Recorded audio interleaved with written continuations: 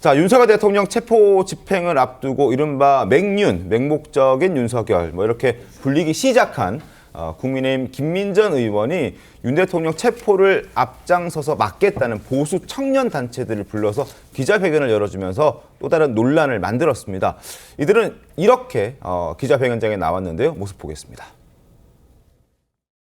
반공청년단의 기자회견을 소개해 드리려고 합니다. 이들은 왜 그야말로 이렇게 살을 칼로 애는 듯한 바람 속에서도 눈보라가 휘날리는 밤에도 밤을 쥐세우면서 한남동에서 시위를 하고 있는지 그들의 목소리를 여러분께 전해 드리려고 합니다.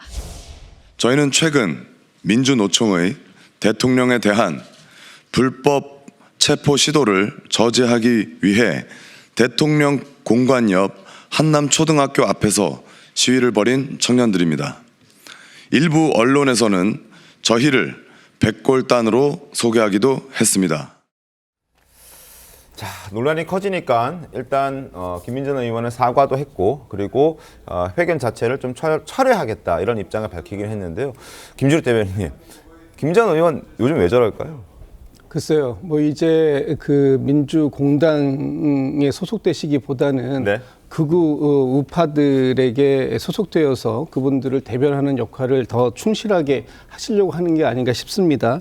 일단 지금 백골단이라고 얘기하는 저렇게 자연스럽게 얘기할 수 있는 상황인가? 백골단이 어떤 존재입니까?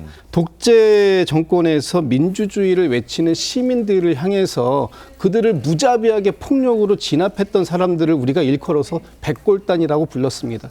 근데 지금 이 민주주의, 법치주의를 강조하시는 분들이 소위 그런 분들이 저는 진짜 믿고 싶지 않습니다만 어떤 식으로든지 본인들의 주장을 폭력으로라도 막아서겠다라는 거 아니겠습니까? 네. 오히려 이런 부분들이 있을 때 이것은 정치적으로, 법적으로 해결할 문제니까 나서면 안 된다라고 타이르고 설득해야 할 사람들이 정치인 아닙니까? 그런 정치인이 오히려 국회 소통관에 저렇게 장을 만들어주고 그리고 저들을 대변해가지고 얘기를 하고 있다? 이것이 어떻게 지금 민주적인 공당이라고 하는 국민의힘의 의원께서 하실 일이냐. 이런 비판은 당연히 나올 수밖에 없는 상황이다. 저는 그렇게 보고 있습니다. 우선적으로 이제 이분들이 백골단이라는 이름으로 불리는 부분, 그 백골단이라는 어떤 역사성, 그거에 대한 어떤 아픔을 가진 분들이 봤을 때 적절하지 않습니다. 네. 그리고 김민전 의원께서 기자회견을 했을 때 저희 국민의힘의 공식적인 입장은 아니고 본인이 현장에서 어떻게 보면 밤새 고생하는 분들의 어떤 얘기를 듣고 어떻게 보면 전반적인 어떤 배경과 정확한 내용을 인지하지 못한 상태에서 했다 이렇게 사과를 했죠. 네. 무엇보다도 현장에 다수에 있는 청년들의 입장을 대변하는 건 아니다. 무엇보다도 자연스럽게 본인들이 원해서 하는 건데 뭔가 조직하고 뭔가 누군가에 의해서 동원되는 듯한 느낌을 줄 수 있기 때문에 이 부분은 맞지 않다고 얘기를 했습니다. 다만 그거에 대해서는 비판의 지점은 있고요. 하나 이분들에 대해서 어떤 취지를 얘기를 한다면 민주노총에서 굉장히 집회를 강하게 하면서 대통령을 체포하겠다 그렇게 얘기를 하지 않습니까? 대통령을 체포할 수 있는 사람 민주노총 조합원들이 아니잖아요. 네. 그 과정에서 조합원의 한 분이 경찰에 무전기를 던졌습니다. 그래서 머리에 맞았죠. 네. 그래가지고 그것 때문에 그분이 다쳤습니다. 크게.